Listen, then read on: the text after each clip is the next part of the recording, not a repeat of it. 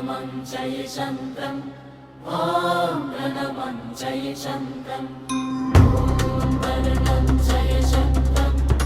ॐ वरदं जयशन्त्रम् प्रणमय शिरसा देवं गौरीपुत्रं विनायकं भक्तावासं स्मरे नित्यम् आयुकामार्थसिद्धये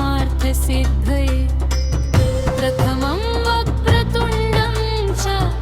एकदन्तं द्वितीयकं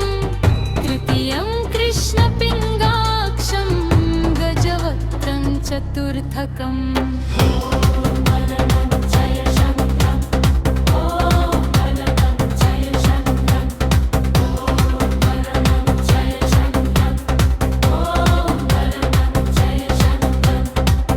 लम्बोदरं पञ्चमं च